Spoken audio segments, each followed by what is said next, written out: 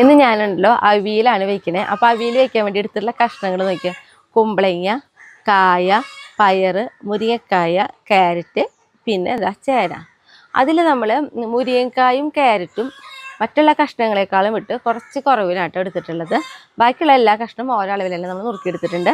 പിന്നെ അതേപോലെ തന്നെ അവിയലിൻ്റെ കഷ്ണങ്ങൾ നുറുക്കുമ്പോൾ എല്ലാം നല്ല നീളത്തിൽ ഓരോ അളവിൽ നുറുക്കി കഴിഞ്ഞാൽ കാണാനൊരു ഭംഗിയൊക്കെ ഉണ്ടാവും കേട്ടോ. പിന്നെ ഒരു കാര്യം കേട്ടോ, ചേന ചിലപ്പോൾ വേവാൻ ബുദ്ധിമുട്ടുണ്ടാവും. അങ്ങനെയാണെങ്കിൽ ആദ്യം നമ്മൾ വെളിച്ചെണ്ണ ഒഴിച്ച് നമ്മുടെ ചേനേനെ ഒന്ന് വഴറ്റിയെടുത്തോളാം. എന്നിട്ട് എല്ലാ കഷ്ണങ്ങളും കൂടി ഒരുമിച്ച് വേവിച്ചെടുക്കാം കേട്ടോ. അപ്പോൾ എനിക്കിപ്പോൾ ഈ ചേന നന്നായി വേവണ ചേനയാണ്, നമ്മുടെ വീട്ടിലത്തെ ചേനയാണ്. അപ്പോൾ അതുകൊണ്ട് തന്നെ ഞാൻ വെളിച്ചെണ്ണയിലിട്ട് വഴറ്റി അങ്ങനെ ഒന്നും ചെയ്യുന്നില്ല. കഷ്ണങ്ങളൊക്കെ നമുക്ക് ഇതാ ചട്ടിയിലിട്ട് കൊടുക്കാം. പിന്നെ അവിയൽ വയ്ക്കുമ്പോൾ ഇന്ന കഷ്ണമൊന്നും ഇല്ലാട്ട് ഏത് കഷ്ണം ഇട്ടിട്ട് നമുക്ക് അവിയൽ വയ്ക്കാം. ഒരു 1/4 ടീസ്പൂണ് മുളക് പൊടി, 1 ടീസ്പൂണ് മഞ്ഞൾപ്പൊടി, പിന്നെ അതേപോലെ കറിവേപ്പിലയ്ക്ക് നല്ല പ്രാധാന്യമുണ്ട്. അപ്പോൾ കുറച്ച് കൂടുതൽ കറിവേപ്പിലയും ആവശ്യത്തിന് കുറച്ച് ഉപ്പും 3 ടീസ്പൂൺ വെളിച്ചെണ്ണയും 3/4 ഗ്ലാസ് വെള്ളത്തിൽ പകുതി വെള്ളം ഒഴിച്ചു കൊടുക്കണുള്ളൂ. വെള്ളത്തിന് അധികം പ്രാധാന്യം ഇല്ല. എന്നിട്ട് ഇതാ കൈ കൊണ്ട് നന്നായിട്ട് മിക്സ് ചെയ്ത് നമുക്ക് മൂടി വെക്കാം കേട്ടോ. ഇനി ഇതിലേക്ക് വേണ്ടത് ഒരു നാളികേരമാണ്. ശരിക്കും ചുവന്നല്ലി ഇട്ട് കൊടുക്കുന്നുണ്ട്, ജീരകം. ഇതെല്ലാം വേണമെങ്കിൽ നമുക്ക് പച്ചമുളക് ഇതിൻ്റെ കൂടെ ഒരെണ്ണം ഇട്ടിട്ട് വേണമെങ്കിൽ ചതയ്ക്കാം കേട്ടോ. അപ്പോൾ ചിലപ്പോൾ എരിവ് കൂടും. അപ്പോൾ അതനുസരിച്ച് പച്ചമുളക് ഇതിൽ എണ്ണം കുറയ്ക്കണം കേട്ടോ. അപ്പോൾ ഇത് നമുക്കൊന്ന് ചതച്ചെടുക്കാം. ചതയാനേ പാടുള്ളൂ, അല്ലാതെ കൂടുതൽ അരിയൊന്നും പാടില്ല. അപ്പോൾ നോക്കിയാൽ ഇതേപോലെയാണ് കേട്ടോ നമ്മൾ നാളികേരം അടിച്ചെടുത്തിട്ടുള്ളത്. അപ്പോൾ നന്നായിട്ട് ചതഞ്ഞിട്ടുള്ളൂ. പിന്നെ എന്ന് പറഞ്ഞിട്ടുണ്ടെങ്കിൽ നമുക്ക് അവിയലിക്ക് തൈര് വേണം. അപ്പോൾ 3 ടീസ്പൂൺ തൈരാണ് നമ്മളിപ്പോൾ ഈ അവിയലിക്ക് ഉപയോഗിക്കുന്നത്. നല്ല പുളിയും വേണ്ട, എന്നാൽ അത്യാവശ്യം പുളി ഉണ്ടാവും വേണം കേട്ടോ. ആ ഒരളവിലുള്ള തൈരായിട്ട് ഉപയോഗിക്കുക.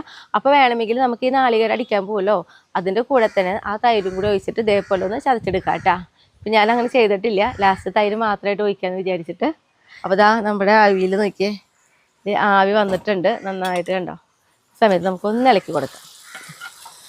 അപ്പം ഈ ആവി വരുമ്പോഴും കണ്ടോ നമുക്ക് വെള്ളം ഉണ്ട് കണ്ടോ, നമ്മുടെ കഷ്ണത്തിലത്തെ വെള്ളമൊക്കെ ഇങ്ങനെ ഇറങ്ങും. കുമ്പളങ്ങയിലൊക്കെ വെള്ളം ഉണ്ടാവില്ലേ, അപ്പം അതുകൊണ്ടാണ് നമ്മൾ അവിയൽ വെക്കുമ്പോൾ വെള്ളം അധികം ഒഴിക്കേണ്ടെന്ന് പറയുന്നത്. ഇനി നമുക്കിതാ ഒന്നും കൂടി മൂടി വെച്ച് വേവിക്കാം. അതിൽ കുറച്ച് വെള്ളം ഉണ്ടല്ലോ, ആ വെള്ളം വറ്റി വരുന്നതോട് കൂടി തന്നെ നമ്മുടെ കഷ്ണങ്ങളൊക്കെ വെന്തിട്ടുണ്ട്. ഈ സമയത്ത് നമുക്ക് നമ്മുടെ നാളികേരം ചതച്ചതുണ്ടല്ലോ അതും ഇട്ട് കൊടുക്കാം. അതേപോലെ തന്നെ തൈരും കൂടി ഒഴിച്ചു കൊടുക്കാം. എന്നിട്ട് നന്നായിട്ടൊന്ന് ഇളക്കി കൊടുത്ത് നന്നായിട്ടൊരു ആവി കയറി കഴിഞ്ഞാൽ നമ്മുടെ അവിയൽ ഇവിടെ റെഡി ആയിട്ടുണ്ട് കേട്ടോ. നല്ല ടേസ്റ്റ് മണക്കുള്ളൊരു അവിയൽ. ഇങ്ങനെ എടുത്തിട്ട് ഇങ്ങനെ വീഴണം. ഇതാണ് കേട്ടോ അവിയൽ. അപ്പോൾ അതാ നമ്മുടെ അവിയൽ ഇവിടെ റെഡി ആയിട്ടുണ്ട്. ഇനി ലാസ്റ്റായിട്ട് നമുക്കൊരു കാര്യം കൂടി ഇതിൽ ചെയ്യാനുണ്ട്. വെളിച്ചെണ്ണ ഒഴിച്ച് കൊടുക്കാം. ഞാനൊരു 3 ടീസ്പൂൺ വെളിച്ചെണ്ണ ഒഴിച്ചിട്ടുണ്ടായിരുന്നു. ഇപ്പോൾ 1 ടീസ്പൂൺ വെളിച്ചെണ്ണ ഒഴിക്കുന്നുള്ളൂ. പക്ഷെ നമ്മൾ പറയും ഇത്തിരി വെളിച്ചെണ്ണയൊക്കെ ഇത്തിരി കൂടുതൽ വരുമ്പോഴാണ് നമ്മുടെ കറിക്കൊക്കെ ഒരു പ്രത്യേക ടേസ്റ്റൊക്കെ ഉണ്ടാവുക കേട്ടോ. അപ്പോൾ 1 ടീസ്പൂൺ വെളിച്ചെണ്ണ നമുക്ക് ഒഴിച്ച് കൊടുക്കാം. ഒന്നും കൂടി ഒന്ന് ഇളക്കി കൊടുക്കാം. അപ്പോൾ ഇതേപോലെ ഇരിക്കണം കേട്ടോ അവിയൽ. അപ്പോൾ നമ്മുടെ സദ്യ അവിയൽ ഇവിടെ റെഡി ആയിട്ടുണ്ട്. നല്ല മണവും ടേസ്റ്റൊക്കെ ഉള്ള നല്ലൊരു അവിയലാണ് കേട്ടോ.